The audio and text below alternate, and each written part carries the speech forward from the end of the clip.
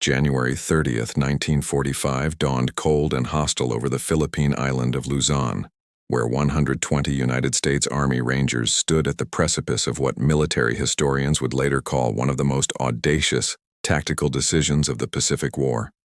Lieutenant Colonel Henry Mucci watched through his binoculars as approximately 1,000 Japanese soldiers began their encirclement, their boots crunching against the dry earth of the Cabanatuan Plain. Any rational military commander would have ordered an immediate retreat. Instead, Mucci did something that defied every conventional rule of warfare. He held his ground and prepared his men for a fight that seemed mathematically impossible to win. The Rangers weren't there by accident. Deep inside the Japanese prisoner of war camp at Cabanatuan, 513 American and Allied prisoners languished in conditions so horrific that death had become a daily companion. These were survivors of the Bataan Death March, skeletons in tattered uniforms who had endured 3 years of systematic starvation, disease, and brutality.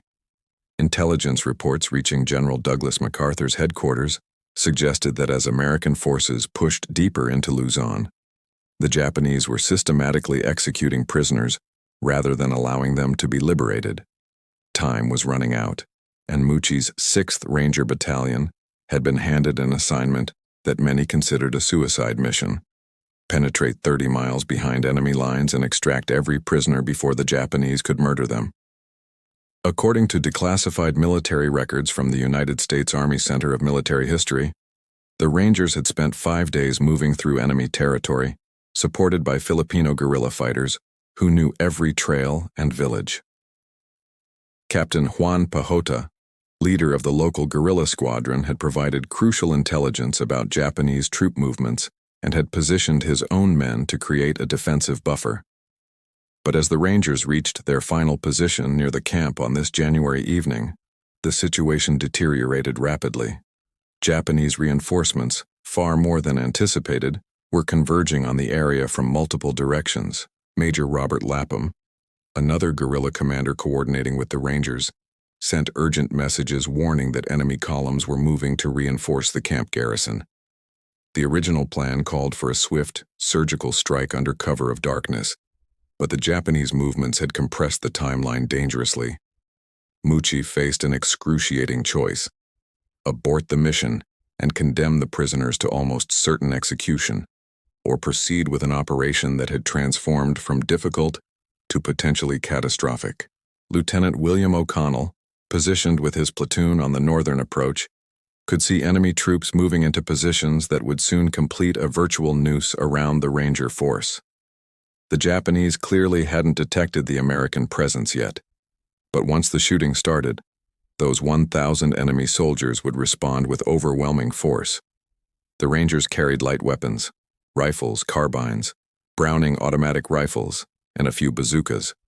They had no artillery support, no tanks, and extraction would require moving on foot with over 500 emaciated prisoners who could barely walk. Yet Mucci understood something that raw numbers couldn't capture. His Rangers represented the elite tip of American combat power, men selected and trained specifically for impossible missions. Every soldier in his battalion had volunteered for hazardous duty and had survived brutal training designed to forge warriors capable of operating independently behind enemy lines.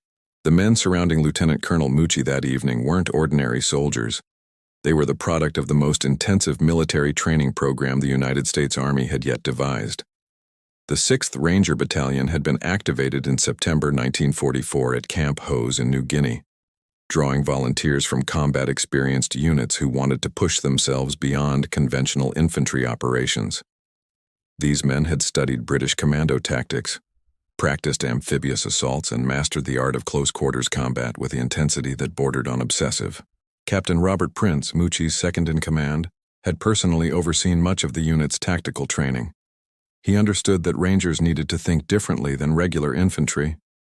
Where conventional doctrine emphasized maintaining formation and responding to orders, Ranger training encouraged individual initiative and aggressive problem-solving under pressure. Each man was expected to operate effectively even if separated from his unit, to improvise with available resources, and to maintain combat effectiveness under conditions that would break ordinary soldiers. The training had been physically and mentally exhausting. Rangers practiced forced marches of 30 miles carrying full combat loads. They conducted live fire exercises where mistakes meant actual casualties, not just failed grades. They learned to navigate by stars, to move silently through jungle terrain, and to kill efficiently with knife, rifle, or bare hands. More importantly, they internalized a psychological framework that rejected the concept of impossible odds. The Ranger Creed emphasized that surrender was never an option, that mission completion took priority over personal survival, and that small, highly trained units could accomplish objectives beyond the capability of much larger forces. First Sergeant Charles Bossard had noticed something remarkable during training exercises. The Rangers developed an almost telepathic coordination in combat.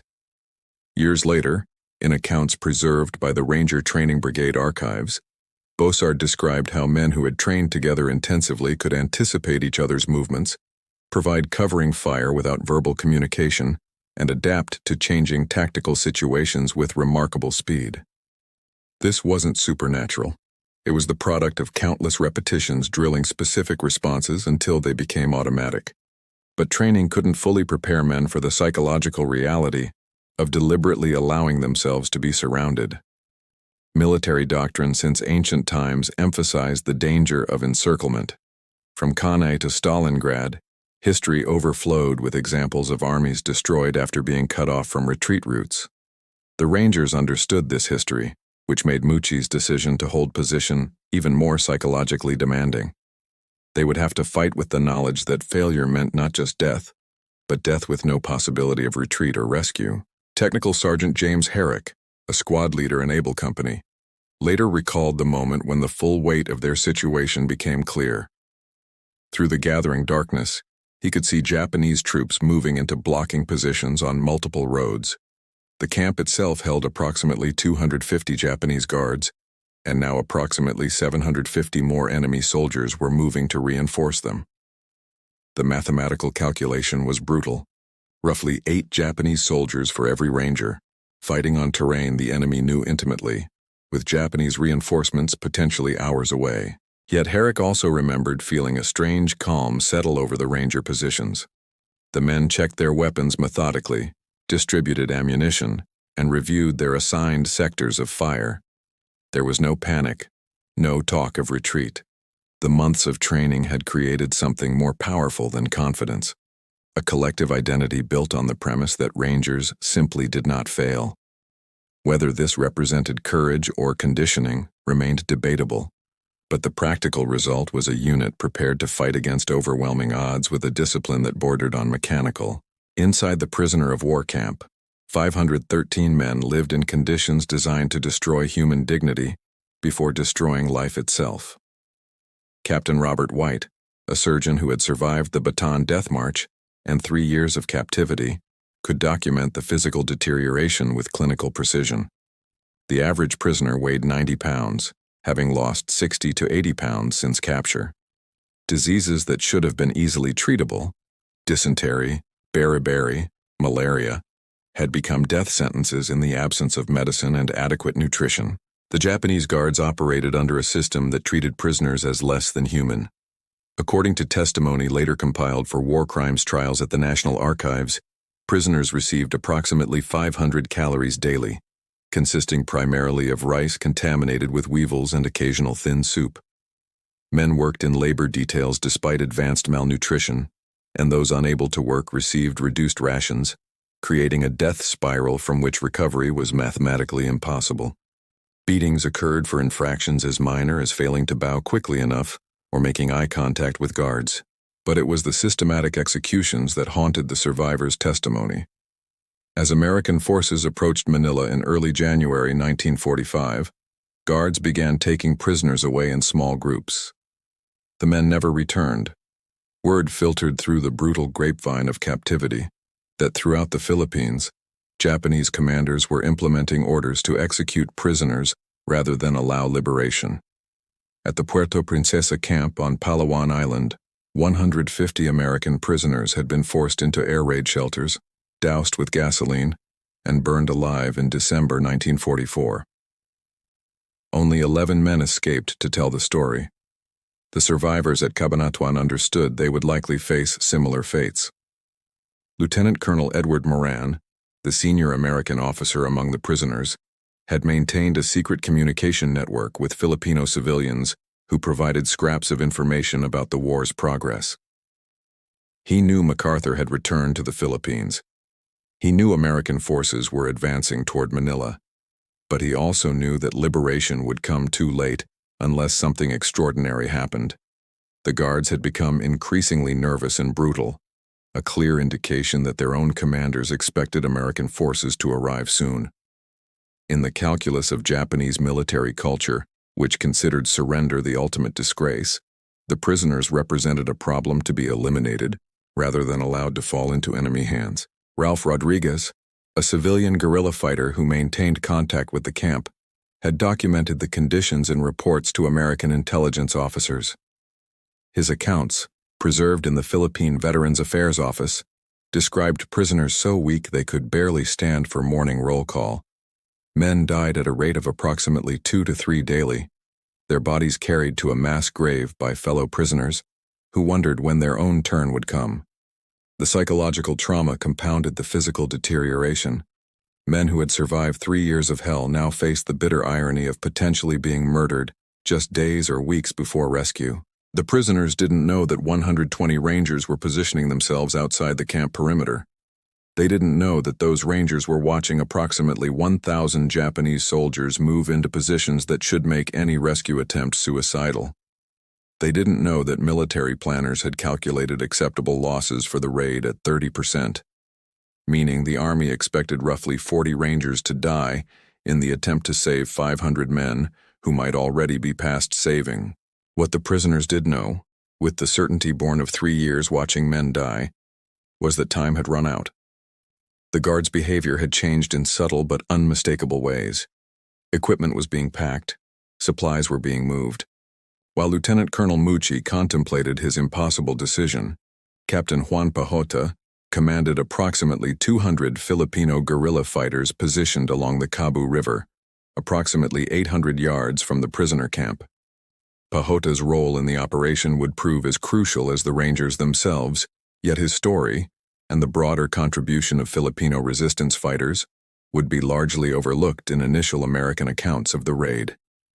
This oversight reflected both the chaos of combat documentation and the unfortunate tendency to minimize indigenous contributions to Allied victories throughout the Pacific War. Pajota's guerrilla squadron represented a remarkable military organization that had operated continuously behind Japanese lines since 1942. These weren't ragtag civilians playing at resistance. They were disciplined fighters who had conducted successful ambushes, maintained intelligence networks, and created an underground government throughout Nueva Ecija province. Many were former members of the Philippine Commonwealth Army, who refused to surrender after American forces collapsed in 1942. They knew the terrain, with an intimacy no American could match, understood Japanese tactical patterns from years of observation, and had powerful personal motivations to fight.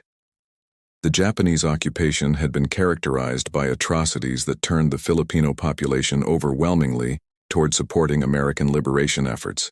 Major Robert Lapham, the American liaison officer who coordinated between regular Army forces and various guerrilla groups, had worked with Pajota for months and understood his capabilities. According to Lapham's post-war memoirs, published by the University Press of Kentucky, Pajota commanded respect through a combination of tactical skill and personal courage. He had survived multiple Japanese anti-guerrilla sweeps, maintained operational security despite Japanese torture of suspected guerrilla sympathizers, and built an effective fighting force using captured weapons and supplies smuggled through elaborate networks. For the Cabanatuan raid, Pajota's mission was to establish a blocking position that would prevent Japanese reinforcements from reaching the camp, while the Rangers conducted the actual prisoner extraction. Intelligence indicated that approximately 300 Japanese soldiers were stationed in Cabu village, approximately 1 mile from the camp, with another 400 to 500 spread throughout the surrounding area. If these troops reached the camp during the raid, they would overwhelm the Rangers through sheer numbers. Pajota's guerrillas would need to hold against potentially overwhelming counterattacks long enough for the Rangers to complete their mission and begin withdrawal with the prisoners. The tactical challenge was immense. Pajota's men would be fighting a delaying action with limited ammunition and no possibility of resupply. They carried a mixture of weapons, captured Japanese rifles, old American Springfield rifles left from the Philippine Commonwealth Army, homemade shotguns, and even bows with fire arrows for signaling. Against Japanese troops with machine guns, mortars, and the advantage of local reinforcement, the guerrillas faced similar numerical disadvantages as the Rangers themselves. Yet Pajota approached the mission with professional calm that impressed the American officers. He positioned his men in well-prepared defensive positions along the river, using the water obstacle to channel Japanese movement into killing zones. He established fallback positions and coordinated signals that would allow his guerrillas to conduct a fighting withdrawal once the Rangers were clear. Most remarkably, he calculated that his force could hold for approximately 30 minutes, exactly the window Mucci estimated the Rangers would need inside the camp. Eduardo Yoson, Pajota's second-in-command, later described the Filipino fighters' mentality in interviews preserved by the Philippine Liberation Museum.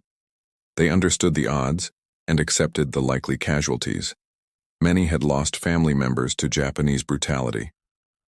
All had watched their country suffer under an occupation characterized by forced labor, arbitrary executions, and systematic exploitation.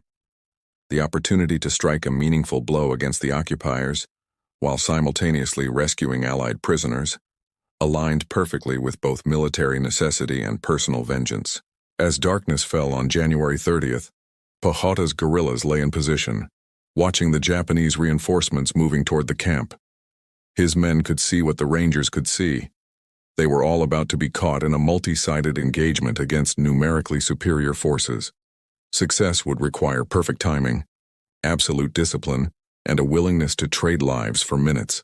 Captain Robert Prince, Mucci's operations officer, understood that the coming fight would be won or lost based on precise choreography executed under the most chaotic conditions imaginable. The Rangers' tactical advantage wasn't numerical. It was temporal and psychological. They needed to hit the Japanese so hard and so fast that the enemy would be paralyzed during the critical minutes required to evacuate the prisoners. Every second of confusion Prince could create in the Japanese ranks translated directly into lives saved and lives lost. The plan Prince and Mucci developed broke conventional military wisdom in multiple ways. Rather than concentrating force at a single point, they would attack simultaneously from multiple directions, splitting their already small force to create the illusion of a much larger assault. 2 platoons under Prince's direct command would breach the main gate and neutralize guards in the prisoner compound. Lieutenant John Murphy's platoon would hit the Japanese guard quarters on the camp's north side. Lieutenant Melville Schmidt's platoon would assault the Japanese quarters on the south side. Meanwhile, the weapons platoon would establish a base of fire to suppress any organized resistance. The timing window was brutally precise. At exactly 1945 hours, 7:45 in the evening, the assault would commence with a coordinated volley that would kill as many guards as possible in the opening seconds. The Rangers would then have approximately 5 minutes to secure the camp interior before Japanese forces outside the perimeter could organize a response. They would need another 10 to 15 minutes to organize the prisoners for movement, men who were starving, sick, and mentally unprepared for sudden combat. Then they would begin the withdrawal, which would be the most vulnerable phase as they moved slowly with barely mobile prisoners while Japanese forces converged from multiple directions. First Lieutenant Melville Schmidt, whose platoon drew the assignment of eliminating the Japanese officer quarters, later described the psychological challenge in accounts preserved by the National Infantry Museum. He would be leading 30 men against approximately 75 Japanese soldiers who were concentrated in barracks buildings. The initial surprise would be everything. If the Japanese had time to organize resistance behind cover, Schmidt's platoon would be pinned down and cut to pieces. His solution was characteristically Ranger, overwhelming firepower applied at point-blank range. His men would rush the buildings and pour concentrated fire through every window and door simultaneously, creating such catastrophic casualties in the first 30 seconds that organized resistance would become impossible. The weapons platoon, under Lieutenant William O'Connell, positioned machine guns and bazookas to create interlocking fields of fire covering the main approaches to the camp. O'Connell had calculated that his 5 machine guns could generate approximately 2,000 rounds per minute of sustained fire, enough to suppress movement across open ground, but not enough to stop a determined assault if the Japanese massed their forces.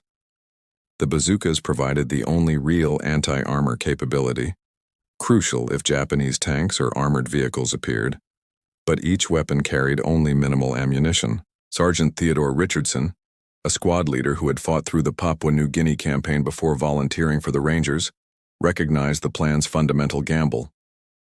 According to documentation from the Army Ranger Association archives, Richardson understood they were essentially trading certainty for speed.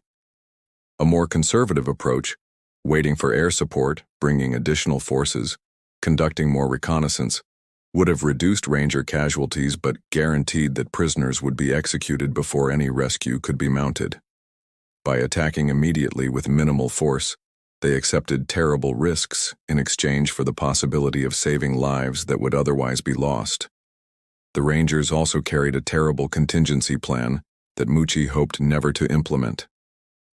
If the Japanese counterattack threatened to overrun the withdrawal, rear guard elements would establish a final defensive position and fight to the death, buying time for the prisoners to escape. Certain squads had been quietly designated for this suicide mission, though Mucci hadn't explicitly told them their role. It was understood through the brutal logic of combat mathematics that some Rangers would not return, and those men would need to sell their lives as expensively as possible. As the final minutes before the assault ticked away, Prince moved among the Ranger positions, making small adjustments, offering final instructions. At precisely 1945 hours on January 30, 1945, Private Rufo Vaquilar fired a single shot from his Springfield rifle, and the night exploded into violence that would be studied in military academies for decades to come. That first shot, aimed at a Japanese guard walking the perimeter, served as the signal that unleashed a carefully orchestrated storm of destruction. Within 5 seconds, every Ranger weapon opened fire simultaneously, creating such overwhelming shock that the Japanese garrison's initial response was paralysis rather than resistance. Lieutenant Melville Schmidt's platoon hit the Japanese officer quarters with a ferocity that transcended normal combat intensity. His men had approached to within 30 yards of the buildings housing enemy soldiers, moving through tall grass with such patience that the entire approach had consumed 90 minutes of agonizing crawl. When the signal shot cracked through the darkness, Schmidt's Rangers rose as one and rushed the structures, firing through windows before the occupants could fully process that they were under attack. Technical Sergeant Norton most later described seeing Japanese soldiers attempting to grab weapons while already being hit by multiple rounds, the cognitive delay between realizing danger and responding to it proving fatal. Captain Robert Prince's assault teams crashed through the main gate with bazookas blasting the guard posts into splinters. The bamboo and wire construction that had seemed formidable to starving prisoners offered no resistance to explosive warheads fired at point-blank range. Within the first minute, approximately 40 Japanese guards lay dead or dying, and the Rangers were inside the compound, moving with practiced precision toward the prisoner barracks. The Americans had trained for this moment until every movement was automatic, door breaching, room clearing, establishing fields of fire, executing with mechanical efficiency, even as adrenaline and fear flooded their systems. Inside the barracks, the initial prisoner reaction was terror. Men who had survived 3 years of captivity heard explosions and gunfire and assumed the Japanese were implementing the final massacre. Sergeant James Herrick found prisoners hiding under bunks and had to physically drag them toward the exits, shouting that they were Americans, they were Rangers, they were there to take everyone home. Some prisoners wept, others stood in shock, unable to process that liberation had arrived. A few, their minds broken by captivity's horrors, refused to leave, convinced this was an elaborate trap. Meanwhile, approximately 800 yards away, Captain Juan Pajota's guerrillas engaged the Japanese reinforcements attempting to reach the camp. The Filipino fighters had allowed the enemy column to approach within 75 yards of their positions before opening fire, maximizing the shock and casualties of the initial volley. Machine gun fire and rifle volleys tore through the Japanese formation, creating immediate chaos. The enemy troops, expecting to reinforce the camp garrison, instead found themselves in a desperate fight for survival against an enemy they hadn't known existed. The Japanese response to Pejota's ambush demonstrated both their tactical training and their numerical advantage. Despite heavy casualties, they didn't break. Japanese officers quickly organized return fire and began maneuvering to flank the guerrilla positions. Mortar rounds began impacting near the Filipino lines, forcing adjustments. The fighting along the Cebu River transformed into a brutal attritional struggle, with the guerrillas trading casualties for time. Each minute bought with blood, but each minute allowing the Rangers to push closer to completing their mission. Back at the camp, Lieutenant William O'Connell's weapons platoon was engaged in a desperate fight to suppress Japanese troops attempting to organize a counterattack from outside the perimeter. Machine gunners fired sustained bursts that glowed their barrels red-hot, forcing periodic weapon switches to prevent catastrophic malfunctions. Sergeant Manton Stewart later recalled that the noise was so overwhelming that verbal communication became impossible. Men operated through hand signals and intuition, each ranger fighting his own isolated battle while maintaining enough awareness to coordinate with adjacent positions. The prisoner evacuation proved even more difficult than anticipated. Many prisoners couldn't walk unassisted. Rangers found themselves carrying men who weighed less than 100 pounds, but who still represented awkward, vulnerable cargo while under fire. Private James Irvine carried Captain Robert White on his back, while simultaneously returning fire with his carbine, a feat of strength and coordination that seemed superhuman, but was replicated by dozens of Rangers throughout the compound. At approximately 1957 hours, just 12 minutes into the assault, Lieutenant Colonel Mucci realized they had a critical problem. The operation was succeeding beyond the most optimistic projections for prisoner rescue, but failing catastrophically in terms of the withdrawal timeline.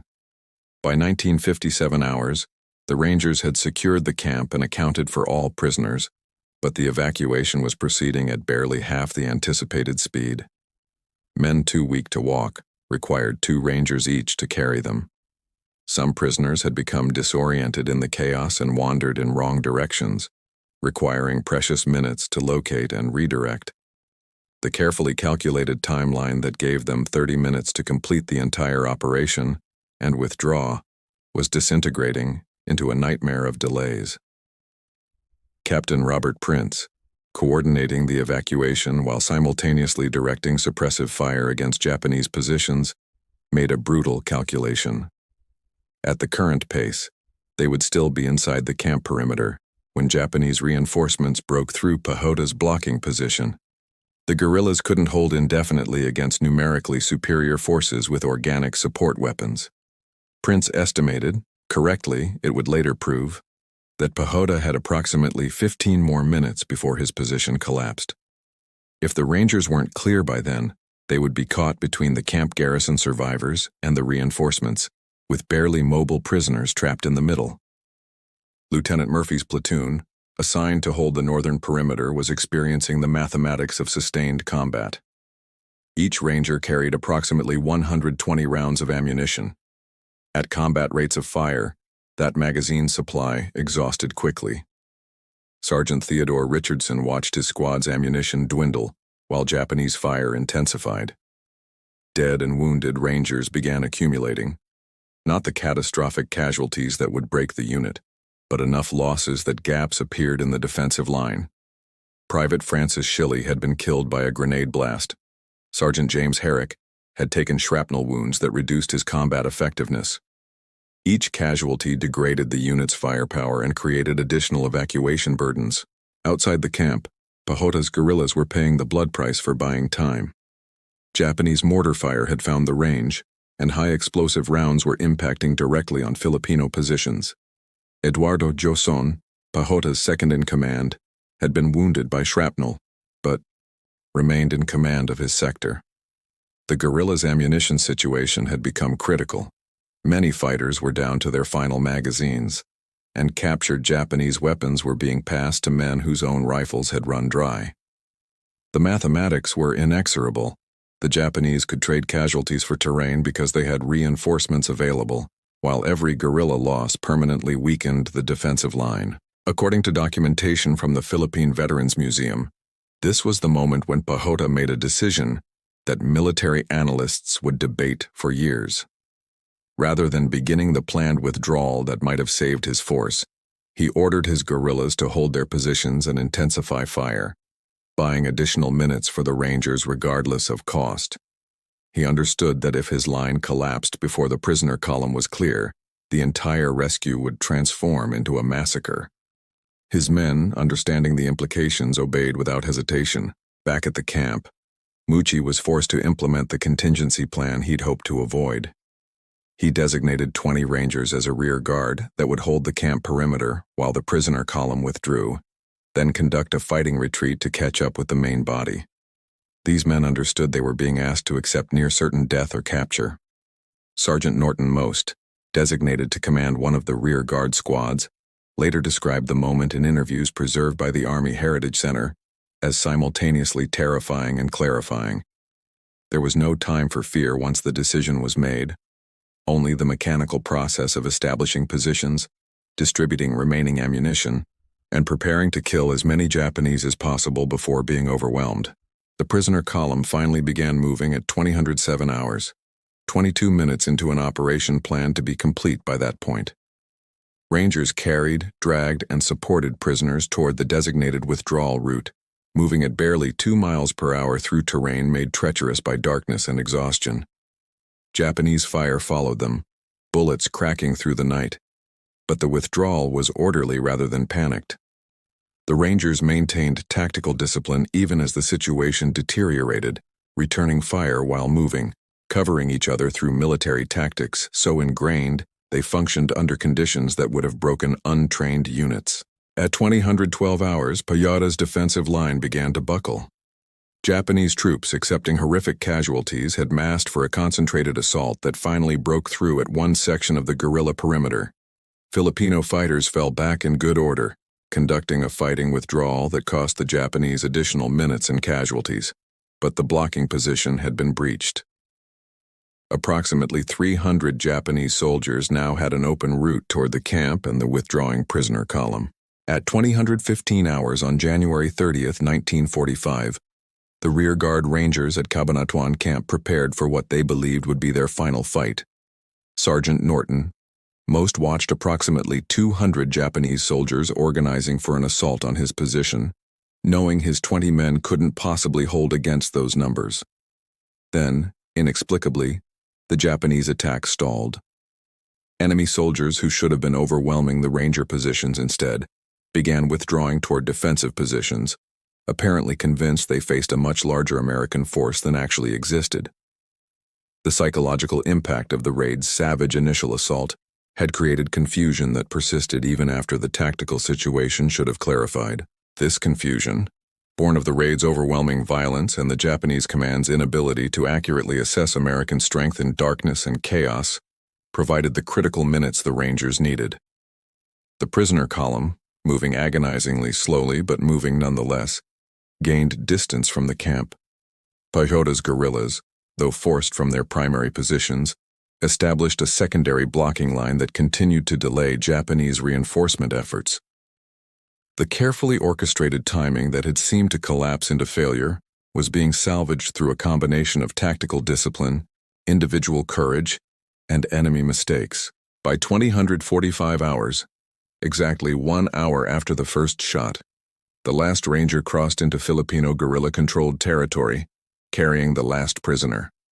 The rescue phase had succeeded. 513 prisoners who had been condemned to execution were now behind friendly lines, though the march back to American positions would consume another grueling 25 miles over 2 days. The Rangers had lost 2 men killed, Private First Class Sweezy and Corporal Wisniewski, with several others wounded. Pajota's guerrillas had suffered approximately 21 killed and 30 wounded. Against these losses, the Rangers had killed an estimated 523 Japanese soldiers in approximately 30 minutes of sustained combat. The mathematical improbability of the result stunned even participants. A force of 120 Rangers, deliberately allowing themselves to be surrounded by approximately 1,000 enemy soldiers, had inflicted a greater than 4-to-1 casualty ratio, while simultaneously rescuing over 500 prisoners and withdrawing intact. Military analysts studying the raid at the Command and General Staff College in subsequent decades identified multiple factors that enabled this seemingly impossible result. The Rangers' superior training translated into faster target acquisition and more accurate fire. Their coordination allowed concentration of firepower that achieved local superiority, even within overall numerical inferiority.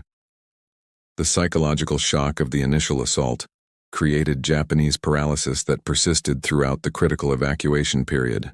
The liberated prisoners provided testimony that would be used in war crimes prosecutions after Japan's surrender. Captain Robert White, the surgeon, documented medical conditions that demonstrated systematic violations of the Geneva Conventions. Other prisoners testified about executions, torture, and deliberate starvation.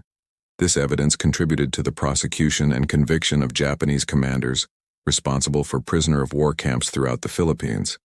The Cabanatuan raid had prevented what would have been one of the war's final mass atrocities and preserved witnesses whose testimony ensured some measure of accountability. For the Rangers themselves, the raid became a defining moment that established the unit's reputation and validated the concept of elite light infantry operations.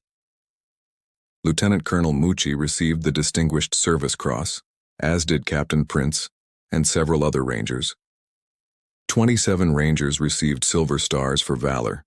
The operation was featured prominently in wartime newsreels and newspaper coverage, providing a rare positive story during a war still claiming thousands of American lives weekly. Yet perhaps the most significant legacy was what military theorists call proof of concept. The Cabanatuan raid demonstrated that small, expertly trained units could accomplish operational objectives far beyond their numerical strength if properly employed. This validation influenced the post-war development of special operations forces, contributing to the eventual establishment of permanent Ranger battalions, special forces, and the broader special operations community. According to research published by the Naval Institute Press, many organizational principles and tactical innovations developed by the World War II Rangers informed the development of modern special operations doctrine. The Filipino contribution, though initially underreported, eventually received recognition. Captain Juan Pajota received the Distinguished Service Cross from the United States government, and his guerrilla fighters were later recognized as officially part of the Allied military forces, making them eligible for veterans' benefits under the Rescission Acts passed by Congress. The collaboration between American forces and Filipino resistance fighters at Cabanatuan exemplified a partnership that had characterized the Philippine Liberation Campaign. The 513 rescued prisoners returned to lives dramatically altered by captivity. Many struggled with physical disabilities resulting from malnutrition and disease. Psychological trauma remained largely unaddressed in an era before modern understanding of post-traumatic stress. Yet they lived, and their survival stood as testimony to what human beings could endure and what other human beings would risk to save them. In reunions held annually until the last survivors passed away in the early 21st century, former prisoners and Rangers maintained bonds forged in that desperate hour when 120 men refused to abandon 500 others, regardless of the odds. The tactical question posed in the title, why 120 Rangers allowed themselves to be surrounded by 1,000 Japanese soldiers, finds its answer in the intersection of mission necessity, professional capability, and moral commitment. They accepted encirclement because withdrawal meant condemning prisoners to execution. They eliminated 500 enemy soldiers in 30 minutes because their training, coordination, and psychological preparation allowed them to impose their will on a numerically superior force through superior violence of action. The Cabanatuan raid remains studied not as an anomaly, but as a demonstration of principles that remain relevant wherever small, highly trained units operate against conventional forces. Surprise, speed, violence of action, and an absolute refusal to accept that superior enemy numbers dictate inevitable outcomes.